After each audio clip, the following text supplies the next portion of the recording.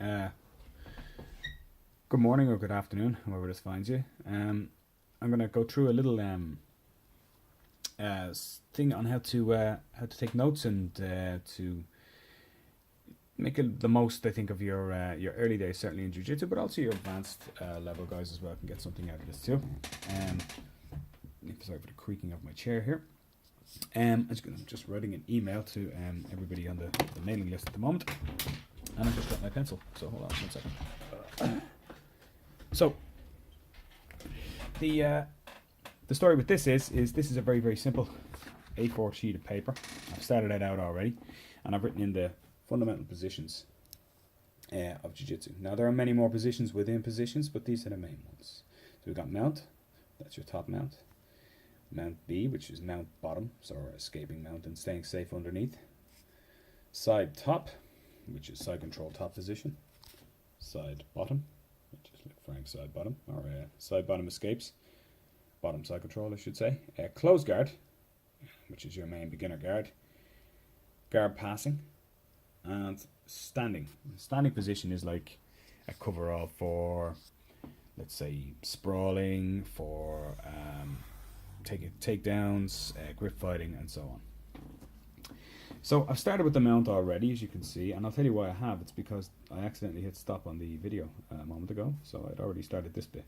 So I'm repeating myself here a little bit, but I've written in 3 things. I've written in the armbar, the key lock, and the cross collar choke.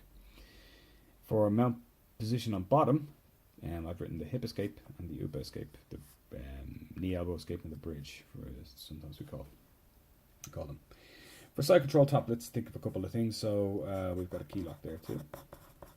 And what else? Head arm, choke, and far side arm bar.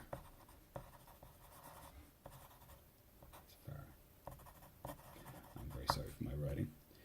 For side control bottom, we can write in, let me see, frames escape.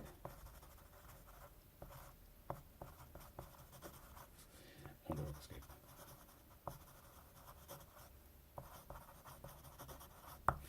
The only thing that matters with writing is that you can read it. See, I guess in this case you guys have to read it too. And close guard. So our close guard bottom, let's write in a few things here. Arm bar from bottom, flower sweep. Scissor sweep.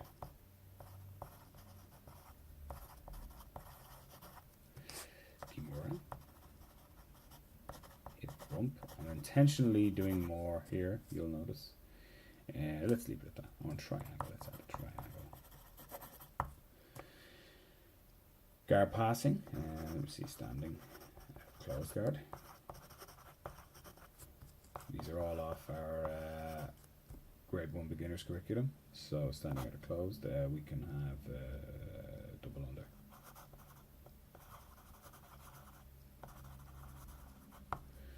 And for standing, let's see, Gary. And double leg. And let's leave it at that. Okay, and let's add in some defense there. Let's say a sprawl as well. Okay, so when we go and we look at this sheet now, what this should give you is like a visual representation of whatever you've learned. Now it doesn't have to be extremely detailed. It doesn't have to be anything like, you know, writing where to put your hand, all that kind of stuff. Some people are good at that, you know, they're good at making big, long notes.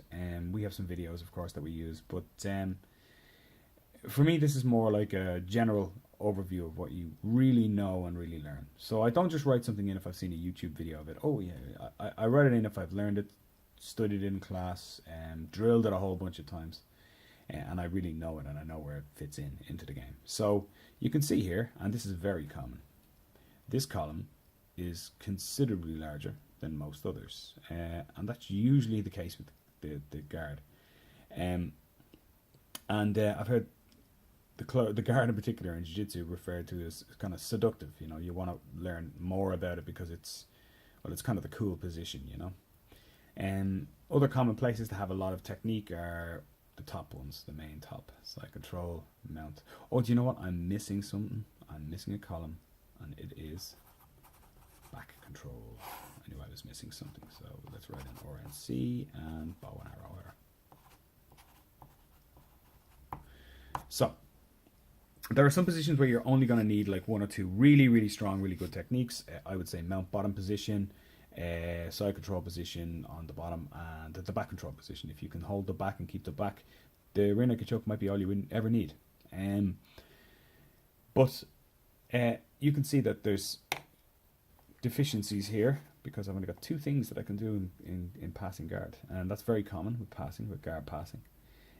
Escapes, while you might only need one or two escapes, it's important to know them extremely well, and it's important to drill them really effectively. So you can see that I'm maybe a little light here and a little light here. So when you stand back and look at this now, you should be really able to see, well, you know, there's a number of spaces where I could do with spending more of my time, and there's a number of things that I know a little better than others. So that's good. It gives you a nice visual representation when you go to spar or when you go to work on drills. Like if you're on an open mat, do you know what, where have I got to be? You know what, I'm going to put myself here and I'm going to drill these a little bit more. I'm going to find out another mount escape and so on.